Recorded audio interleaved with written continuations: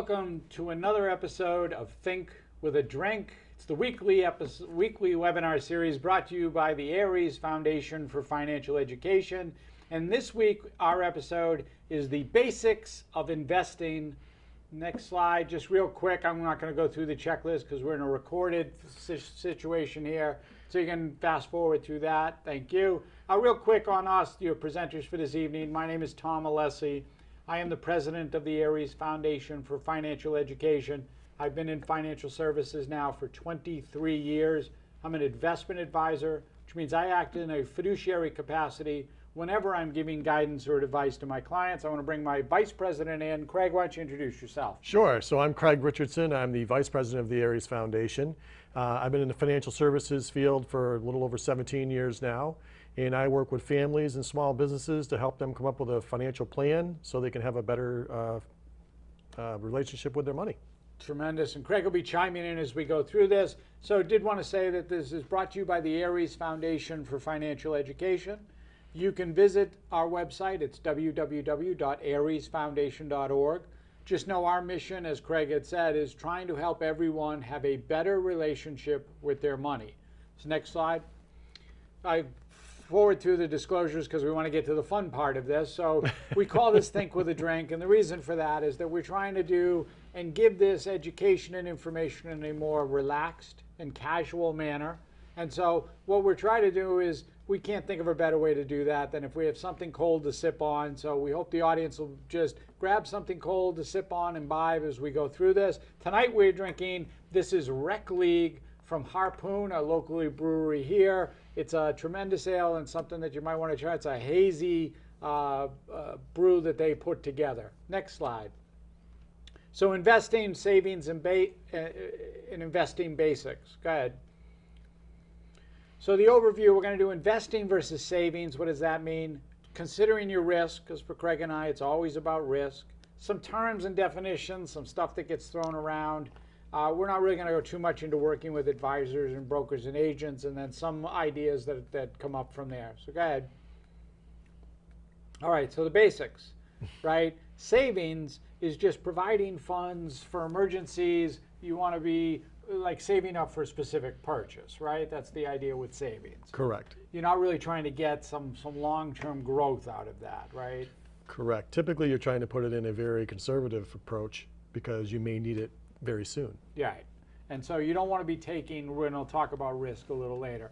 So investing is sort of the flip side of that, right? So investing says, I'm going to focus on increasing, I'm going to try to achieve longer term financial goals. So it's really sort of that separation when we talk about this.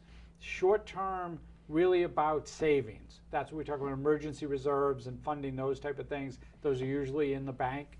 Investing, that's when we're talking longer term, things that can have a little bit of fluctuation in return in terms of what's happening in the market. Go ahead, next one. All right, so we mentioned emergency reserves. So real quick with that, you know, one of the things that Craig and I try to preach to everybody is that you should have an account set up that is just for emergency reserves.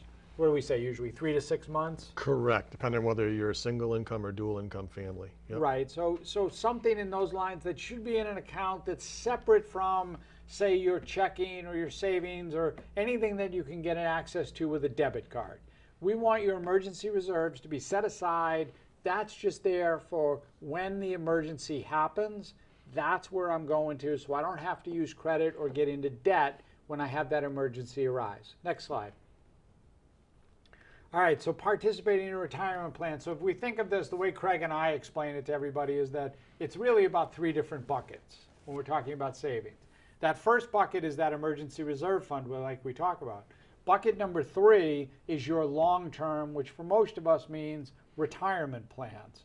So you want to make sure that if you have access to it, that you are taking advantage and participating in the company retirement plan. This is pre-tax, it's ongoing, and you are buying as the market happens, going up, going down. Different types of plans, 401ks, 403bs, and IRAs, all know they're pre-tax, and you can pretty much move in between them. So next slide. So investing, right? that's putting money into an asset that's going to generate a return, right? So, the idea there is I'm getting something back on my money by putting this money into this. Well, you're putting your money to work, There right? you go. You work for your money, and now you're going to make your money work for you. And the only way it's working for you is if it's bringing something home. That's it. And so, and one part of this that we talk to everybody about is the difference between investments and speculation. We did a whole thing on chasing Bitcoin, basically, in terms of, so speculative investing is okay in a limited amount, a limited basis. Just understand that if we're talking about specifically things like your retirement or that I'm saving for my child's education, cryptocurrency is probably not the place that you want to be putting those funds, right? So that's speculation versus I'm trying to just generate some sort of growth on my asset or my return. Or the new engine that's coming out that you Yes. have to invest in, right? Yeah, whatever it is, right? Whatever that next crypto or the NFTs, I put that in there. Next slide. All right, risk. So for Craig and I, it is always about risk. What happens for most people is that they talk in this about what's the return. Right? How many times do we get that? Like you'd sit down with somebody and they're like, well, what's it returning? Or what am I going to get on that? Or what's the payout going to be on it? And for us, it's not about the payout. It's not about the return. It's about how much risk you're willing to take. And there's different types of risk that are involved, right? So you've got, interest rate risk, which is what's going on right now, because we don't know where interest rates are going. The Fed is talking about raising or they're tapering and then they're going to raise interest rates. You have inflation risk, right? That's just meaning that what's happening is the price of goods is going faster than the ability for the value of money to purchase them.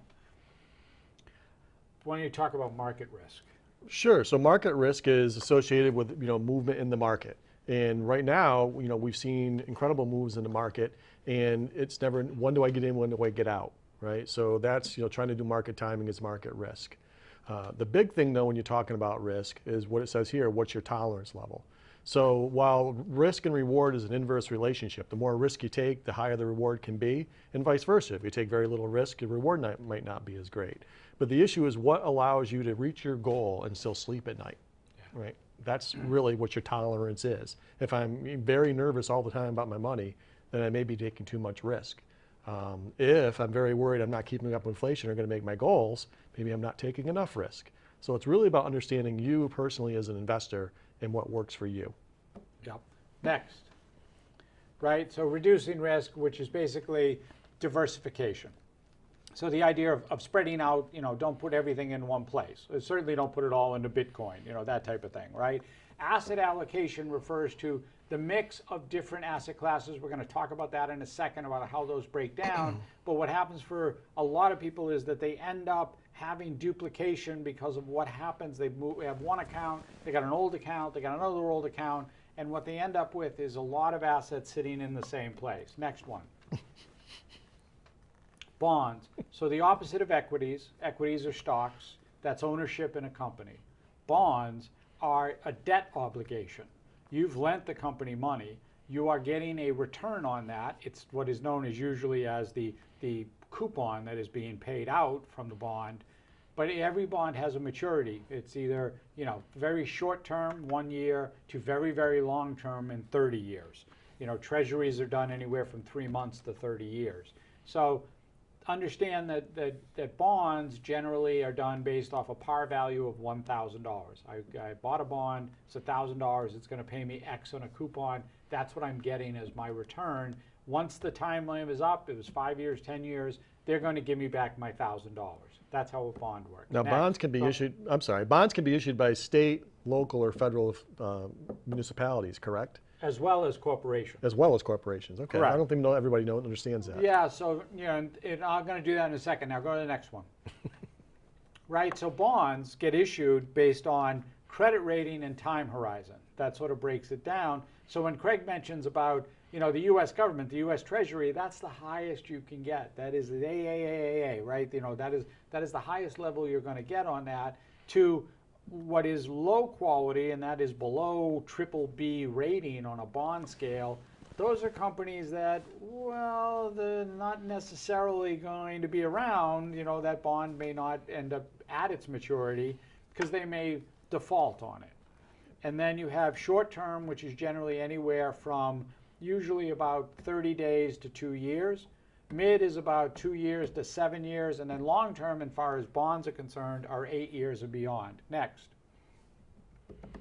And these are the types of bonds. We just talked about that. You know, so you have corporate bonds, you've got treasuries, those state agencies, those municipal bonds, as Craig said, you know, same thing. The one that's in there that I think gets a lot of people is junk bonds. So junk bonds are those bonds that I was just talking about that are companies that are triple B and under. And what happens with those companies is they have to pay more for that debt, right? So you're going to get a better spread, as it's called, a return on that coupon because the company's got to pay for that. Not necessarily nobody's lining up to lend them money, right? But you run the risk higher of default on that bond.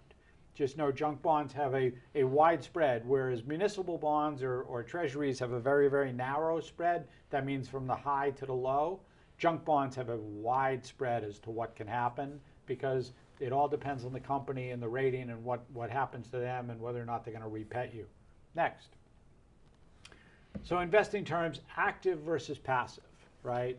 So active means you've got oversight. There's a manager. Somebody is watching that. Somebody is actually acting on your behalf, making trades, watching what's happening, and selling the investments or buying based on the parameters that are going on in the market. Passive, which has really been sort of a in vogue thing for the last, you know, say 30, 35 years, is buying an index. And that's whether it's the S&P 500, whether it's the Dow Jones, and we'll talk about those indexes in a second. But essentially all you're doing is buying whatever the mirror of that index is doing.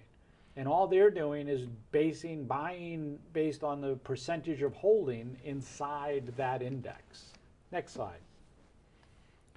So here's the indexes. And these are just the, you know, 4 basic major indexes that are out there. You've got the Dow Jones Industrial Average, the DGIA, or the Dow as most people refer to it, which is just a composite of 30 stocks that represent the greater market as a whole. That's the idea of the stocks that are in the Dow. So a lot of times you'll see the Dow has moved radically. Well, it's because there's only 30 stocks in it. The S&P 500 has the 500 largest companies in the U.S., and they are broken down based on a percentage, their capitalization of the U.S. marketplace, the domestic market. You know, like Walmart is number 1 or number 2. They've got the largest capitalization inside there. So they've got, you know, like a 2% holding of the S&P 500. The Russell 2000, we're talking smaller companies. Those are small caps. We'll go through those definitions in a second. And then you have the Morgan Stanley Capital Investment EFA, which is the Europe, Asia, and Far East.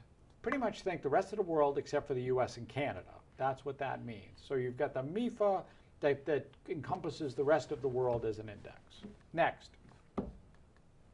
So stocks, much like bonds, have the same sort of grid box approach, except for in their case, they break it down instead of duration, they're breaking it down by value blend or growth, how those companies are investing, and then size, large, mid, and small.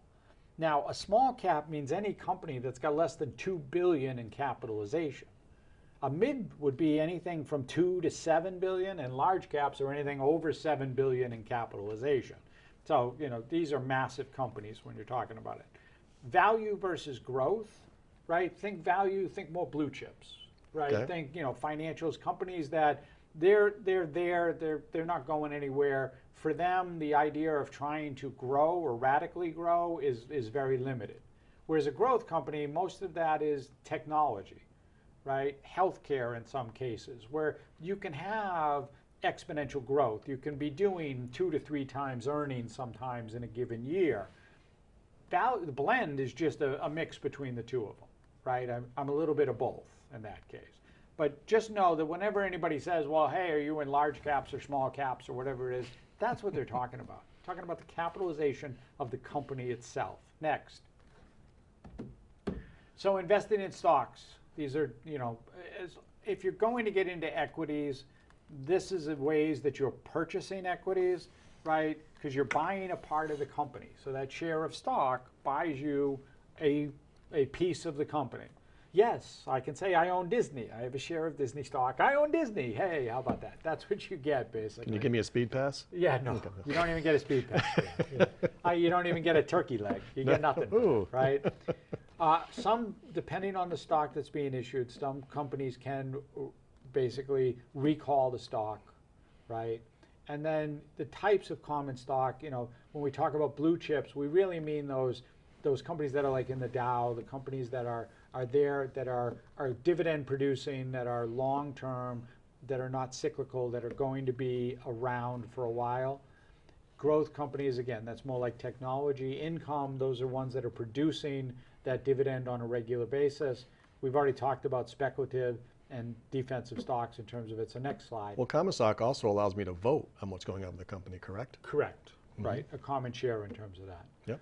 All right, so one of the things that does come up is this idea of mutual funds versus individual stocks or bonds. So why mutual funds tend to be a little prevalent is you've got a basket of whatever that position is. If we're taking US large cap, well, they're investing in companies that pretty much fall into that category, not one individual company. And the likelihood that all of the companies that are inside that mutual fund are going to go or tank at the same particular time or go out of business is very unlikely.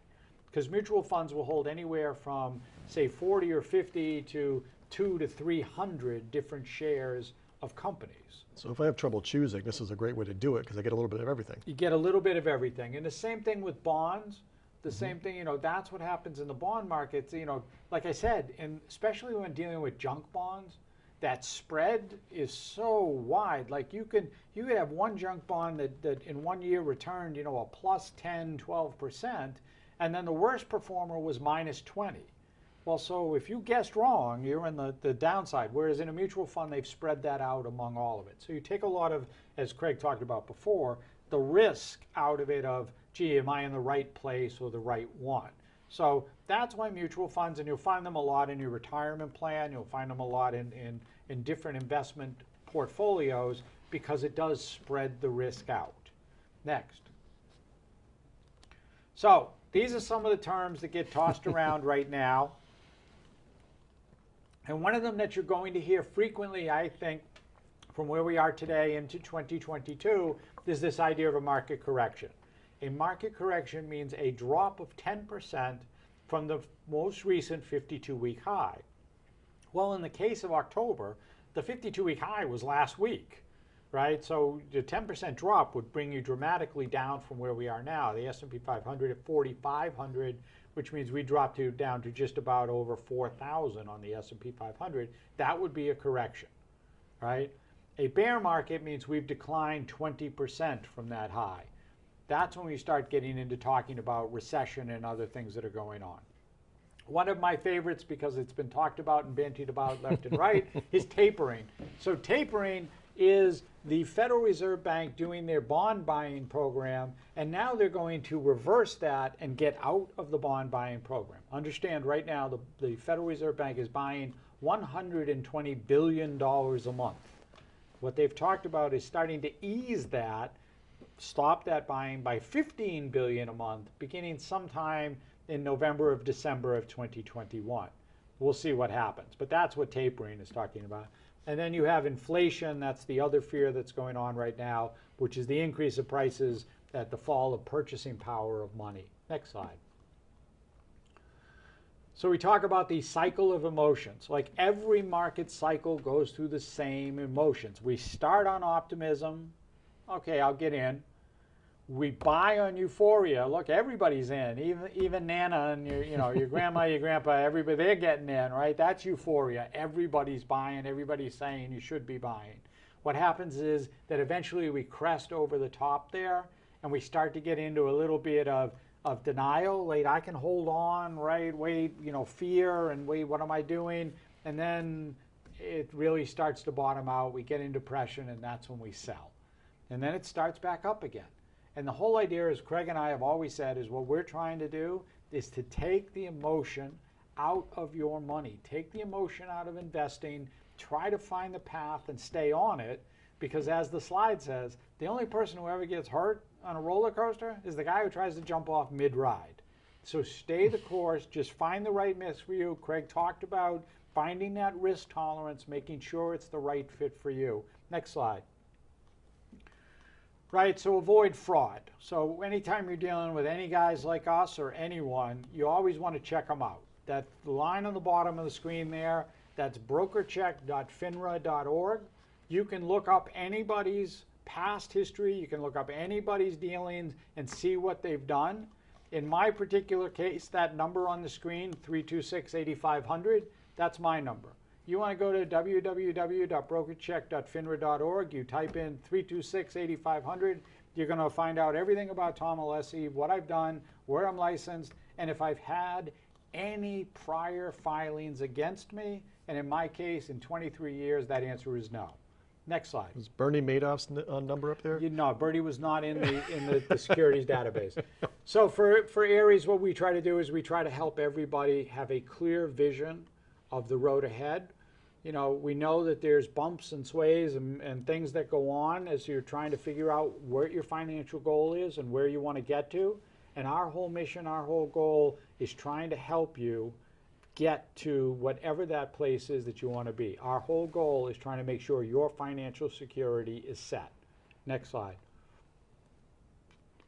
So one of the ways we do that is trying to help everybody plan, sort of get a sense of where you're going, what you're trying to do. You may be all set. You may have the whole thing in place. I think you can hit the button because the little yes is going to pop up.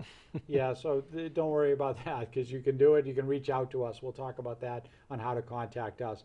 But in order to understand where you want to get to and where you want to be, this is, you know, reach out to us, right? That's the whole idea. Well, everybody has a coach. Even Tom Brady has a coach, right?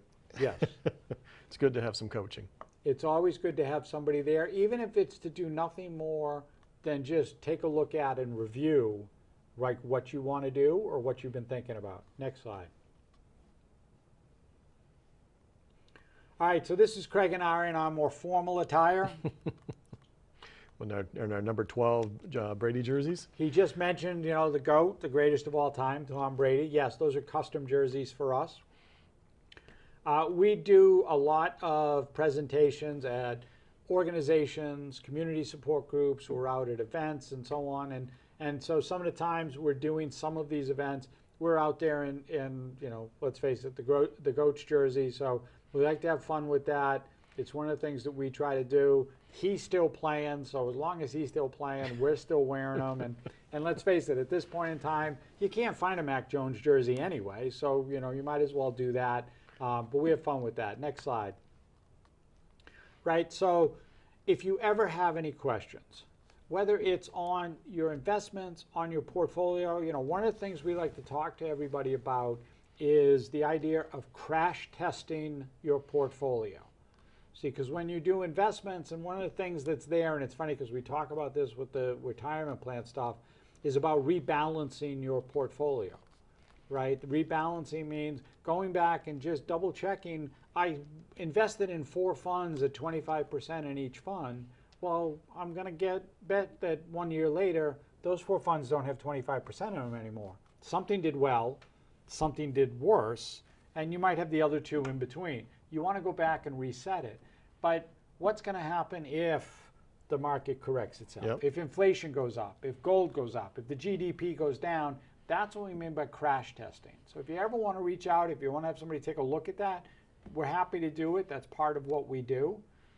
You can reach us at www.ariesfoundation.org or shoot us an email, info@ariesfoundation.org. We're always happy to answer questions. We're always happy to, you know, try to help anybody out.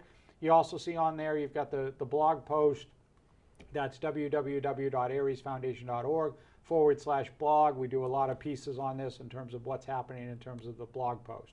So if you ever need any assistance, you ever want any guidance, you ever want any support, our goal is trying to help make sure your financial security is set. Reach out to us. We're happy to help. And on that note, we're going to say good night.